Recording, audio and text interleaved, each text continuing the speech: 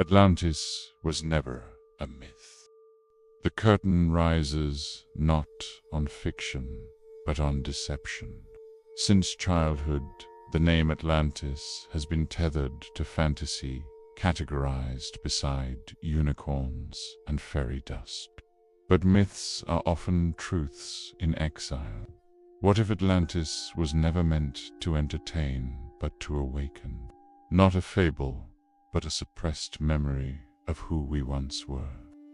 They told you Atlantis drowned, but they never told you it still breathes inside you, not as a place, but as a state of mind. Not a ruin, but a resonance. The word itself vibrates with hidden memory. You feel it, don't you? A flicker in the bones, a murmur in the soul. Atlantis is a frequency, not a destination. Plato, the philosopher of forms, the thinker of shadows, told us of Atlantis.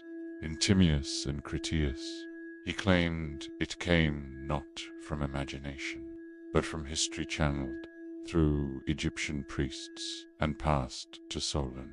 He described its location, structure, culture, but scholars scoffed. They called it allegory. Yet Plato did not speak in riddles. He spoke in remembrance. He told of a divine civilization where spirit and matter danced in balance, where power served virtue. But then came the fall, not from outside invaders, but inner rot. Greed replaced wisdom. Ego drowned spirit. And so Atlantis fell not to water first, but to corruption. But Plato was not alone. The Mayans spoke of Aztlan, the Tamils of Kumari Kandam, the Polynesians of Lemuria, and Egypto. Egypt whispered of a time before the pharaohs, before time itself.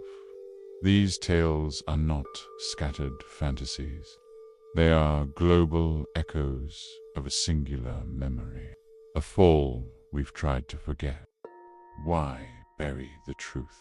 Because Atlantis is dangerous not in weaponry, but in what it symbolizes: human potential, divine alignment, a civilization that transcended limitation.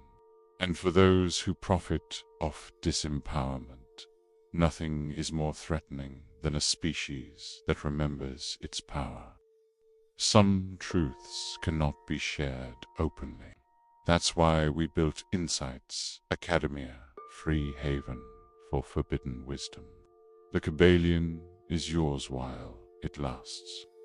Mainstream history says time is linear, that we're always moving forward. But what if that's the lives? What if we are not the pinnacle but the echo? What if modernity is a shadow of a lost light? Atlantis may have fallen, but not forgotten. Atlantean technology wasn't external. It was internalized. It didn't buzz or blink. It harmonized. It was alive, resonating with the soul. Temples that tuned frequency. Crystals that stored memory. Energy channeled through consciousness, not combustion. They mastered sound, the true universal language. They knew every cell, every stone, every thought had vibration. They used mantras to heal, frequencies to levitate. Their architecture aligned with stars. Their pyramids pulsed with energy, not ego. This wasn't primitive. It was post-material. But then the sacred turned sinister. Crystals once used to heal became tools of control. Frequencies once tuned to divine harmony were weaponized. Like us, they began to use technology to dominate rather than elevate. The fall had begun not from a quake, but from within. Atlantis didn't fall because the earth turned violent. It fell because its people did. Wisdom without humility becomes a curse. They overstepped, forced nature to obey, severed spirit from matter, and nature, as always, responded not in vengeance, but in balance. They once governed with soul, led by priest-kings of purity, built in sacred geometry. But eventually, the split came. Sons of the law of one unity, service, cosmic alignment, sons of Belial, control, division, material obsession.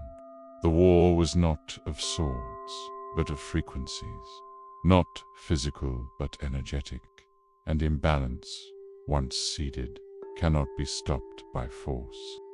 Look around, the pattern repeats. We've built miracles, yet suffer disconnection. Our machines hum with frequencies, but not harmony. We manipulate life, yet forget how to live. We are Atlantis reborn, repeating. The question is, will we remember in time? Atlantis isn't beneath the sea. It's beneath the surface of who you are. Not a tale to be chased, but a truth to be reawakened. We are the descendants of those who fell, and perhaps also the architects of the rise to come.